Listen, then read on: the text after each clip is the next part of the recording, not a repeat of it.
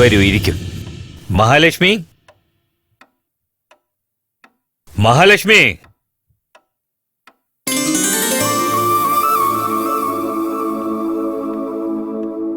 എന്താ മോനെ അങ്ങനെ നോക്കുന്നേ? ആ ഫോട്ടോയിലുള്ളത് എന്റെ ഏട്ടനും എടുത്തിയാ. ആ നടുക്കിരിക്കുന്നത് എന്റെ ചെറിയ ഏട്ടനാ. എന്തായിരുന്നു പുള്ളിയുടെ മനസ്സിലെന്നറിയില്ല. ചേട്ടൻ സ്വയം ജീവനെടുക്കുകയായിരുന്നു, ആത്മഹത്യയായിരുന്നു.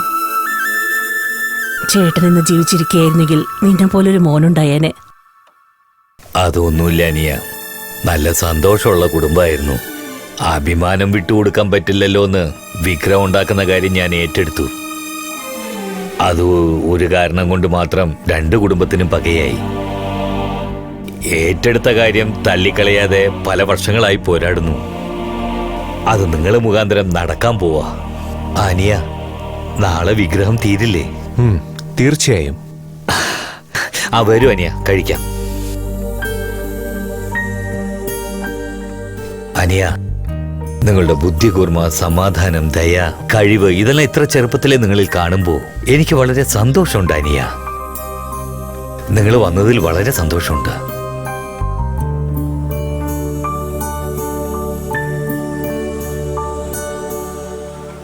എൻ്റെ അച്ഛനെ നിങ്ങളെ ഇഷ്ടപ്പെട്ടിട്ടുണ്ടെങ്കിൽ ഈ വീട്ടിലെ എല്ലാവർക്കും ഇഷ്ടപ്പെടും.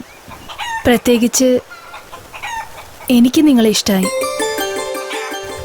നിങ്ങൾക്ക് എന്നോട് ഇഷ്ടമാണോ?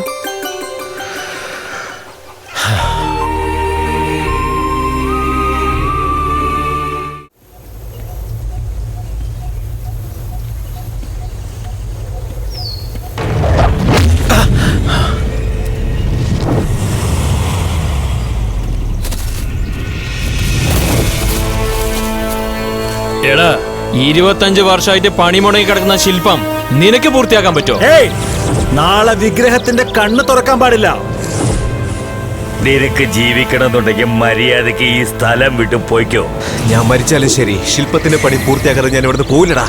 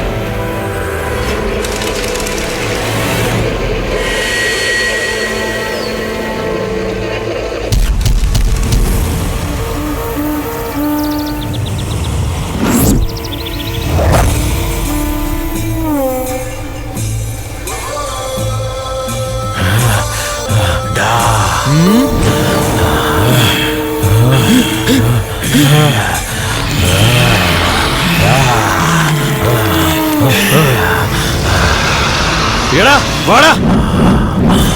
ഇവിടെ നോക്കടാ, ഇവിടെ നോക്ക.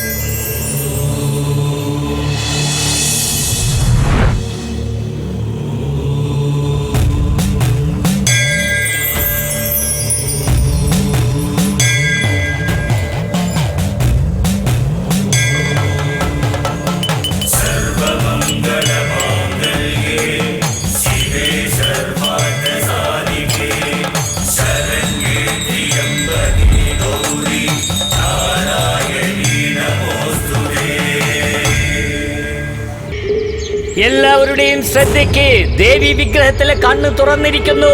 വിഗ്രഹം പ്രതിഷ്ഠിക്കാൻ പോകുകയാണ്.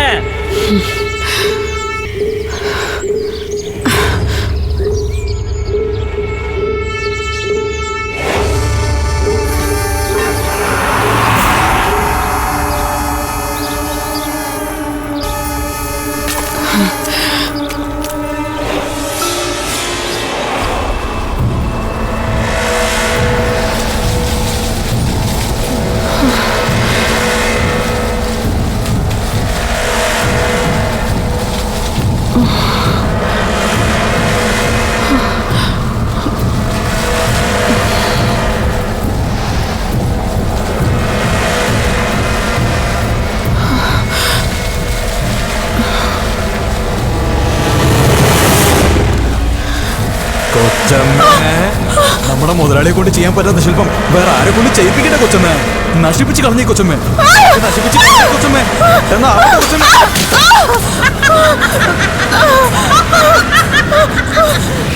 കുടുംബത്തിന് ചെയ്യാൻ കഴിയാത്ത മറ്റാർക്കും ചെയ്യാൻ കഴിയില്ല. പോയത് നശിപ്പിക്കേ. വിഗ്രഹം ആരും പ്രതിഷ്ഠിക്കുവാൻ പാടില്ല.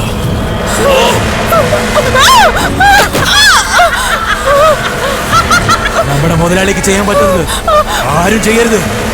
നശിപ്പിച്ചേക്ക്, നശിപ്പിച്ച് കളഞ്ഞേക്ക്. ശിലയുടക്കുന്നത് പാപമാണ്. നിങ്ങൾക്ക് പാപം ചെയ്യാൻ പഠിപ്പിക്കണ്ടല്ലോ. പോയിട്ട് ഈ പാപം കൂടി ചെയ്തിട്ട് വാ. വേണ്ട, എന്നെ ഒന്നും ചെയ്യരുത് മാസാണി. ഞാൻ ചെയ്തതെല്ലാം തെറ്റാണ്. എന്നെ ഒന്നും ചെയ്യരുത്, എന്നെ ഒന്നും ചെയ്യരുത്. വേണ്ട, എന്റെ കുടുംബത്തിന്റെ മാനം രക്ഷിക്കാൻ വേണ്ടിയാണ് ഞാൻ ഇവനെ വിഷം കൊടുത്ത് കൊന്നത്. വേണ്ട, എന്നെ ഒന്നും ചെയ്യരുത്. നീ പതിവ്രതയാണ്, ഞാൻ എല്ലാരോടും പറഞ്ഞേക്കാം. നീ നല്ലവളാണ്, ഞാനിത് എല്ലാരോടും പറഞ്ഞേക്കാം. എന്നെ ഒന്നും ചെയ്യരുത്. അക്രമം കണ്ടില്ലേ? എന്നെ ഒന്നും ചെയ്യരുത്, എന്നെ ഒന്നും ചെയ്യരുത്.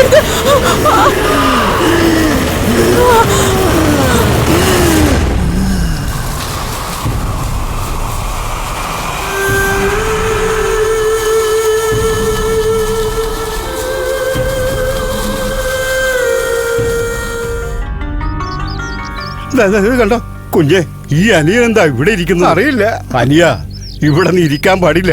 ഉത്സവം കഴിഞ്ഞേ പിന്നെ എവിടെയൊക്കെ അന്വേഷിച്ചെന്നറിയോ? എന്താ ഞാനിവിടെ വരാൻ പാടില്ലേ? ഈ കിടക്കുന്നതല്ല അനാഥകളാ. ഈ നാട്ടിൽ നിന്ന് ഭ്രഷ്ട് കൽപ്പിച്ചവരാ. അവരൊക്കെയാണ് ഇവിടെ വന്ന് കിടക്കുന്നത്. മോൻ ഞങ്ങൾക്ക് ആരാധിക്കാൻ ശില ഉണ്ടാക്കി തന്നിരിക്കുക. മോൻ ഇവിടെ ഇരിക്കാൻ പാടില്ല. വാ, ഇവൻ ആരാണെന്നറിയാവോ? നിങ്ങൾ 25 വർഷം പിന്നിലേക്ക് പോയി നോക്ക്. അന്ന് നല്ല മഴയായിരുന്നു. ഒരു പാവ സ്ത്രീ പ്രസവവേദന കൊണ്ട് പുളയുന്നു. അന്ന് ഞാൻ എല്ലാവരുടെയും വീടിന്റെ പടിവാതിൽക്കൽ വന്ന് എല്ലാവരോടും ആ പെണ്ണിനെ ഒന്ന് സഹായിക്കാൻ പറഞ്ഞു. അപ്പൊ നിങ്ങളല്ല അവളെ ബ്രസ്റ്റ് കൽപ്പിച്ചിരിക്കുന്നു, അവളെ എന്തിനാ സഹായിക്കുന്നതെന്നും പറഞ്ഞ് എന്നെ വെളിയിലാക്കി. അന്ന് ഈ മണ്ഡപത്തിൽ ജനിച്ച കുട്ടിയാണ് ഈ വിഷ്ണു. അന്ന് ആ പ്രസവത്തിൽ മരിച്ചു പോയത് മാസാനിയാണ്. അപ്പൊ ഈ കൊച്ചൻ മാസാനിയുടെ മോനാ? സത്യം എന്താണെന്ന് അറിയാതെ നിങ്ങൾ എല്ലാവരും എന്റെ അമ്മയെ ഭ്രഷ്ട് കൽപ്പിച്ചു. അവരുടെ മോനാണ് ഞാനെന്നറിഞ്ഞാൽ നിങ്ങൾ എന്നെ അങ്ങനെ ചെയ്യൂ? ചിലപ്പോ ഭ്രഷ്ട് കൽപ്പിച്ചേക്കാം. എന്നാൽ നീ പൂർത്തിയാക്കിയ ആ ശിലയെയാണ് ഇന്നിവരെല്ലാം ആരാധിക്കുന്നത്.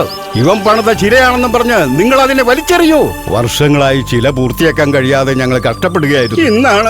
ഇന്നാണ് ഈ നാട്ടിലുള്ളവരെല്ലാം സന്തോഷമായിരിക്കുന്നത്. വിഷ്ണു, നിന്നെ എന്തിനു വേണ്ടി ഇങ്ങോട്ട് അയച്ചോ ആ ജോലി പൂർത്തിയായി കഴിഞ്ഞു. പോകരുത്. ദേവിയുടെ വിഗ്രഹത്തിൽ നിന്റെ അമ്മയുടെ രൂപമാണ് ഞാൻ കണ്ടത്. അവനെ നിങ്ങൾ എങ്ങോട്ടാ കൊണ്ടുപോന്നേ? അവൻ ഞങ്ങളോടൊപ്പം തന്നെ വേണം. എന്ത് അധികാരത്തിലാണ് ചോദിക്കുന്നത്? അവന്റെ ശരീരത്തിൽ ഓടുന്നത് എന്റെ അനിയന്റെ രക്തമാണ്. അത് അങ്ങനെയല്ല. ജാതി എന്ന പേരിൽ നിങ്ങൾ വലിയ മതിലുകളാണ് ഉണ്ടാക്കിയിരിക്കുന്നത്. ഇവൻ മാസാനിയുടെ മകനായതുകൊണ്ട് അവന്റെ സ്ഥാനം ചിലപ്പോൾ മതിലുകൾക്കപ്പുറത്തായിരിക്കും. നിങ്ങളുടെ ഭാഗത്തേക്ക് അടുപ്പിക്കില്ലല്ലോ. അങ്ങനെയൊന്നുമല്ല. എന്നിവൻ ഉണ്ടാക്കിയ വിഗ്രഹം അമ്പലത്തിൽ വെച്ച് കൈകൂപ്പി ഞങ്ങൾ വണങ്ങിയോ അന്ന് തന്നെ ഞങ്ങളുടെ മനസ്സിലുള്ള ദുർചിന്തകളൊക്കെ മാറി. മാസാനി തന്റെ മകനിലൂടെ അതെല്ലാം ഇല്ലാതാക്കി.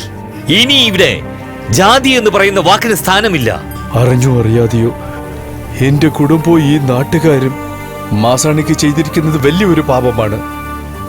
അതിന് ഞാനും എന്റെ കുടുംബവും പരിഹാരം കാണണ്ടേ? വിഷ്ണു ദൈവത്തിന്റെ കണ്ണ് മാത്രമല്ല, ഈ നാടിന്റെ കണ്ണ് തന്നെ തുറപ്പിച്ചിരിക്കുന്നു. ഇനിയും നിങ്ങൾക്ക് വിശ്വാസമല്ലേ? എന്റെ മകളെ ഇവന് വിവാഹം ചെയ്തു കൊടുത്ത് എന്റെ മരുമകനാക്കിക്കൊള്ളാം. എന്താ മോനെ, സ്വന്തവും ബന്ധവും ഇല്ലെന്ന് പറഞ്ഞു വിഷമിച്ചിരുന്നില്ലേ? ഇപ്പൊ നിനക്ക് എല്ലാവരും ആയില്ലേ? അവരോടൊപ്പം ചെല്ല്. നിങ്ങളും ഞങ്ങളോടൊപ്പം തന്നെ വേണം. അനിയം വന്നതിൽ